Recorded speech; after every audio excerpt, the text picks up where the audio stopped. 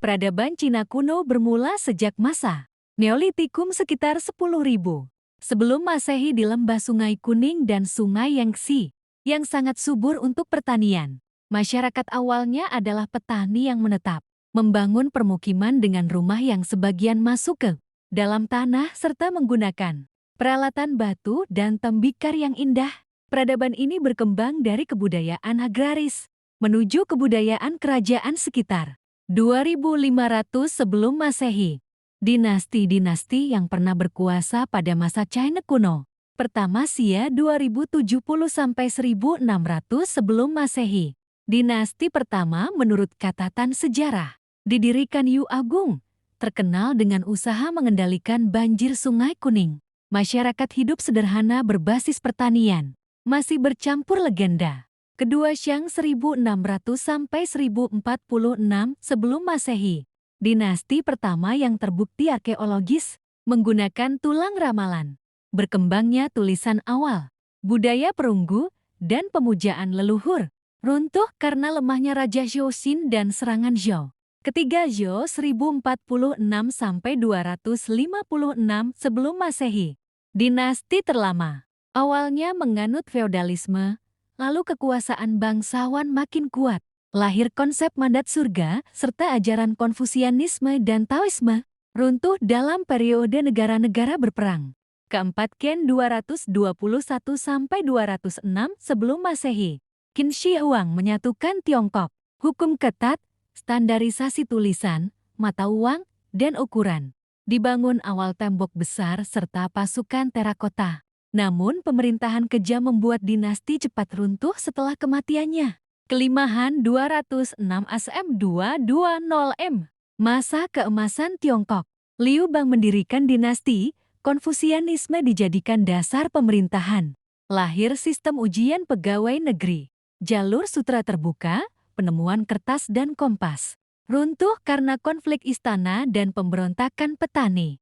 Ke-6 Tang 618 sampai 907 M. Zaman emas budaya dan perdagangan. Kota Chang'an jadi pusat dunia, seni dan sastra berkembang, agama Buddha berjaya. Runtuh akibat pemberontakan Nen Lushan, korupsi, dan lemahnya pemerintahan. Ketujuh Song 960 sampai 1279 M. Dinasti yang maju dalam teknologi dan ekonomi. Penemuan mesiu, kompas, percetakan, dan uang kertas. Perdagangan maritim meningkat pesat, tapi lemah dalam militer hingga akhirnya jatuh ke Manggel. Ke-8 Yuan atau Manggel 1271 sampai 1368 M. Didirikan Kubilai Khan dari Manggel. Tiongkok pertama kali diperintah bangsa asing. Hierarki sosial menempatkan Manggel di atas Han, tapi jalur sutra kembali ramai. Runtuh karena pemberontakan rakyat. Ke-9 Ming 1368 sampai 1644 Am. Didirikan Zhu Yuanzhang. Memperkuat tembok besar, membangun kota terlarang. Awalnya aktif dengan ekspedisi maritim Zhang He, lalu memilih isolasi. Runtuh karena korupsi, bencana alam, dan serangan dari utara. Ke-10 Qing 1644 sampai 1912 M. Dinasti terakhir didirikan bangsa Manchu. Wilayah Tiongkok mencapai luas terbesar, namun melemah karena perang candu, tekanan barat, serta pemberontakan dalam negeri. Akhirnya runtuh melalui revolusi. Xinhai 1912. Sistem pemerintahan China kuno. Pertama, sistem pemerintahan feodal. Dalam sistem ini, kaisar tidak menangani langsung urusan kenegaraan. Kedudukan kaisar dianggap sakral dan kaisar dihormati sebagai utusan atau bahkan anak dewa langit. Oleh karena itu, kaisar tidak layak mengurusi politik praktis. Kedua, sistem pemerintahan unitaris. Dalam sistem ini, kaisar berkuasa mutlak dalam memerintah. Kekuasaan negara berpusat di tangan kaisar. Oleh karena itu, kaisar boleh ikut campur tangan dalam segala urusan politik praktis. Sistem ekonomi Cina kuno. Ekonomi Cina kuno terutama bertumpu pada pertanian, khususnya padi, gandum, dan millet. Sistem feodal dan pajak mengatur hubungan antara bangsawan dan petani.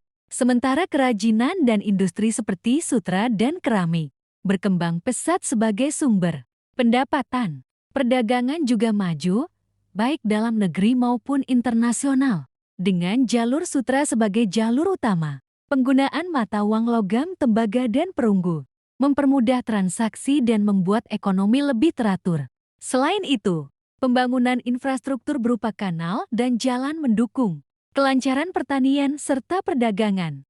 Kepercayaan China kuno, pemujaan leluhur dan animisme, percaya roh leluhur dan alam, memberi persembahan agar dilindungi. Shangdi dan Tian, dewa langit, dasar konsep mandat langit bagi kaisar. Konfusianisme, ajaran etika dan moral sosial dari Konfusius, menekankan harmoni. Taoisme, ajaran Laozi tentang keselarasan dengan alam Dao, Yin Yang, dan kehidupan abadi. Buddhisme, masuk lewat jalur sutra, berkembang dalam seni, filsafat, dan bercampur dengan tradisi lokal. Pengaruh peradaban China. Pertama, sistem tulisan dan kertas. Penemuan kertas dinasti Han menyebar ke Asia dan kemudian ke dunia melalui jalur sutra. Kedua, percetakan dan kompas. Teknologi cetak dan kompas Cina berpengaruh besar pada perkembangan ilmu dan pelayaran dunia. Ketiga, sutra dan barang dagangan sutra, porselen, dan teh menjadi komoditas utama dalam perdagangan internasional. Keempat, sistem pertanian. Teknik irigasi dan budidaya padi serta teh menyebar ke wilayah lain. Kelima, filsafat dan agama Konfusianisme, Taoisme, dan Buddhisme Cina berpengaruh ke Korea, Jepang, Vietnam, hingga Asia Tenggara. Keenam, arsitektur dan seni gaya bangunan pagoda, kaligrafi, serta lukisan Cina menjadi inspirasi bagi budaya Asia Timur lainnya. Kebudayaan China kuno, seni sastra, berkembang sejak dinasti Zhou, melalui Shi Jing, puisi rakyat dan lagu upacara. Lahir karya puisi, filsafat, dan sejarah penting, termasuk ajaran Konfusius, catatan Sima Qian, dan puisi dinasti Tang Li Bai, Dufu. Seni bangunan dipengaruhi prinsip harmoni dengan alam dan Feng Shui. Ciri khas atap melengkung, struktur kayu, serta tata ruang teratur. Contoh, istana, kuil, pagoda. Tembok besar Cina dinasti Qin, pagoda dinasti Han dan Tang.